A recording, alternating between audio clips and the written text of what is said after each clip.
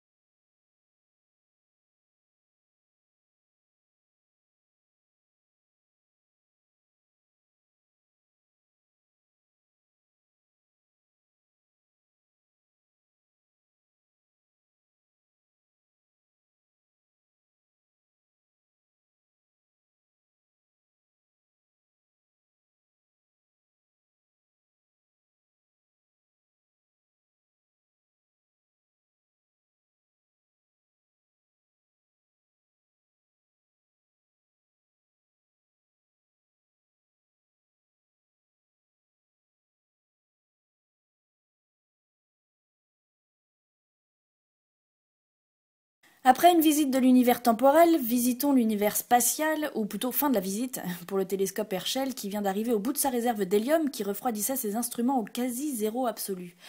Spécialiste de l'infrarouge, il a pris des images incroyables, comme celle que vous voyez là. Il a fonctionné 4 ans, soit 1 an de plus que prévu initialement. Il a un miroir plus grand que celui d'Hubble, ce qui en fait le plus grand télescope spatial jamais lancé. Il a réalisé 35 000 observations pour 600 programmes scientifiques différents et il passera sa retraite au Soleil puisqu'il va être mis en orbite héliocentrique. De bonnes nouvelles malgré cette triste fin, il y a encore tellement de données à éplucher qui devraient quand même être la source de découvertes à venir et c'est un télescope de l'ESA, l'Agence spatiale européenne. Donc c'est chouette de voir qu'on sait faire de belles choses. RIP Herschel donc, mais merci et bon vent solaire. Après l'infiniment grand, passons du côté de l'infiniment petit avec l'image de la semaine qui sera animée puisqu'il s'agit d'un court-métrage avec des atomes. C'est à IBM qu'on doit cet exploit technique assez hallucinant et je vous laisse le regarder.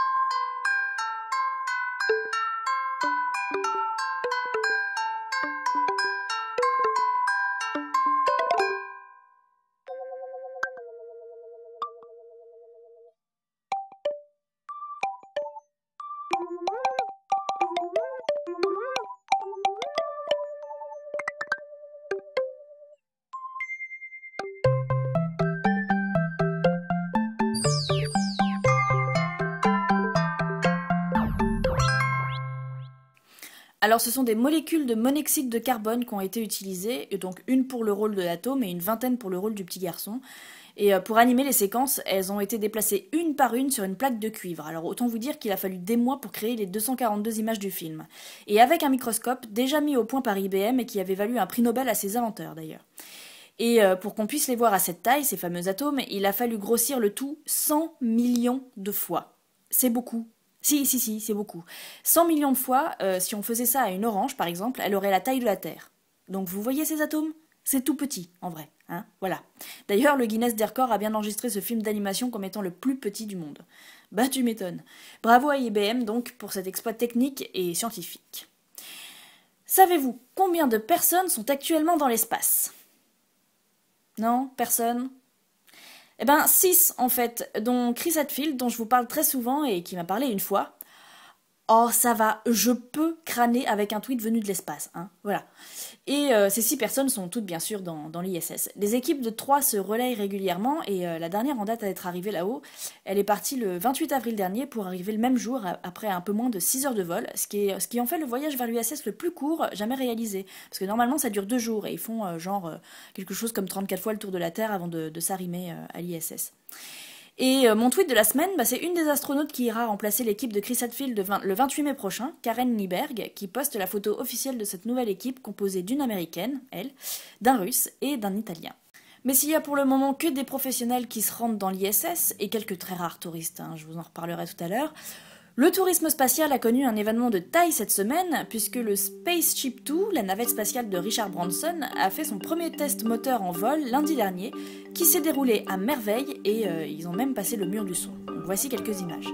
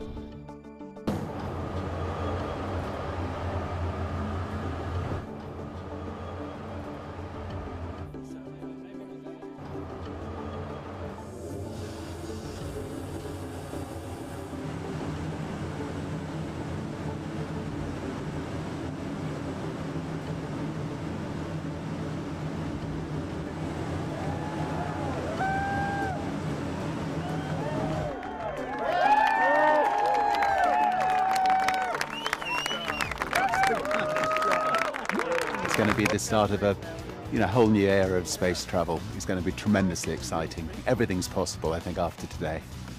Une nouvelle ère s'ouvre dans le voyage spatial, dit Richard Branson. Tout est possible à partir d'aujourd'hui. Certes, mais le Spaceship Two contient 6 places à $200 000 chacune. Tout est possible, mais faut avoir quelques grosses coupures de côté quand même. Cela dit, c'est toujours beaucoup moins que les 35 millions payés par Guy Laliberté, dont je vous ai parlé il y a 2 ou 3 semaines. Et heureusement, d'ailleurs, parce que si Guy Laliberté était allé jusqu'à l'ISS où il avait passé 8 jours, là, Virgin Galactic ne t'emmène qu'à la frontière de l'espace et à peine au-delà. Donc bon. Mais tiens, en parlant de Guy Laliberté et de tourisme spatial, si le fondateur du Cirque du Soleil a été le dernier touriste de l'espace en date, en 2009 si je ne m'abuse, le tout premier était Denis Tito, le 28 avril 2001, et c'est la date de la semaine, et ça fait donc exactement 12 ans. Comme Guy Laliberté, il a payé très cher l'agence spatiale russe pour avoir un siège dans un Soyouz à destination de l'ISS où il a passé quelques jours.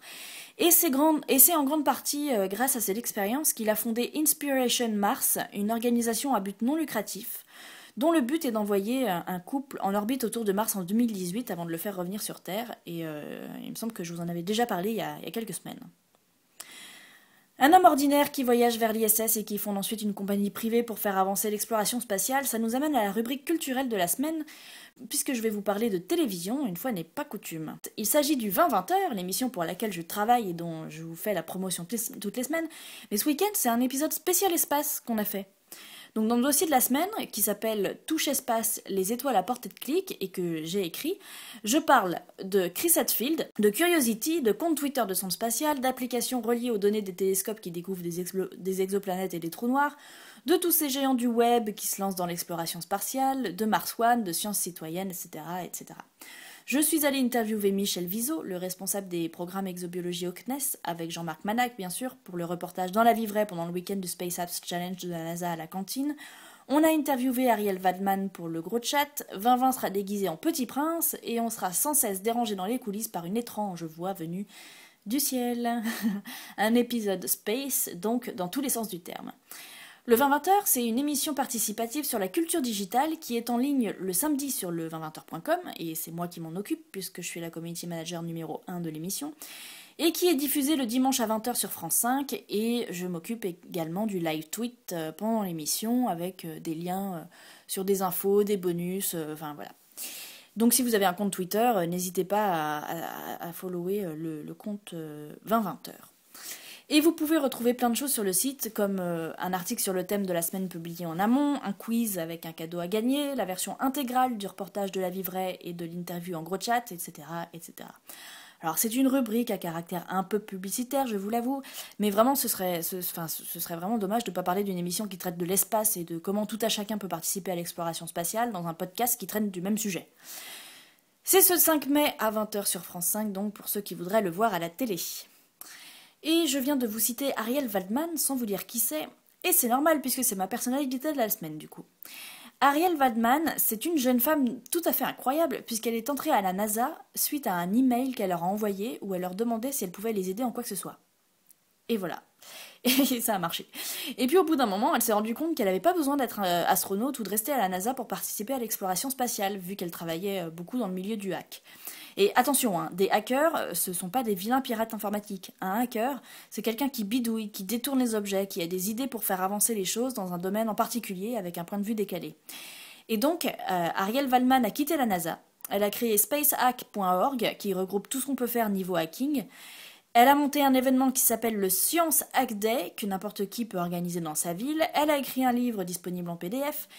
Elle a travaillé avec la chaîne Sci-Fi, je sais pas comment on dit, et elle est membre du comité sur les vols habités humains au sein de l'Académie nationale des sciences américaine. You shouldn't have to be one of the lucky few who works at NASA in order to explore space. Like the Tron guy who wants Tron to become a reality now, we want space exploration to become a reality now. We don't want it to be science fiction. We don't want to look like dorks by asking for it. It should be real. You know what? I have no idea how to build a robot, but I'm going to be damned if I'll let that keep me from sending stuff into space.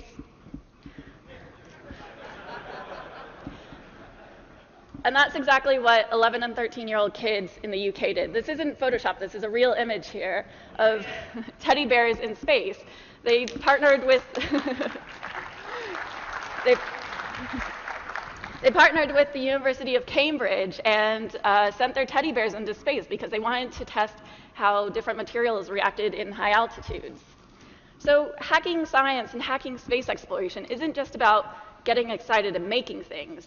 It's about getting excited and making disruptively accessible things. Voilà, cette femme est formidable et met tout en œuvre pour que vous, moi, le premier venu passionné par l'espace, mais sans compétences scientifiques ou technologiques, puisse participer à son échelle à l'exploration spatiale.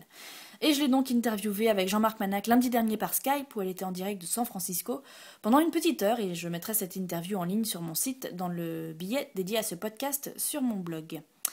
Et c'est sur ce discours plein d'optimisme que se termine l'antépénultième épisode de la première saison de La Folle Histoire de l'Univers. Merci de m'écouter et de le regarder. Un gigantesque merci à tous ceux qui le notent sur iTunes et qui y laissent des commentaires, ici ou ailleurs d'ailleurs. On m'a demandé d'ailleurs de faire un clin d'œil, alors bonjour Tata. Voilà. Vous n'imaginez même pas à quel point ça me fait plaisir de lire les mots gentils que vous laissez. C'est une très très belle façon de me remercier pour ce podcast qui me prend énormément de temps. N'hésitez donc pas à noter et à commenter si vous ne l'avez pas fait. Mon objectif, c'est d'atteindre 100 commentaires et de récupérer mes 5 étoiles avant le numéro 30. Donc voilà, à votre bon cœur, monsieur, dame. Merci d'avance donc. Et ne ratez pas le 20h spécial espace ce dimanche 5 mai à 20h sur France 5 ou avant et après sur le 2020h.com. À la semaine prochaine.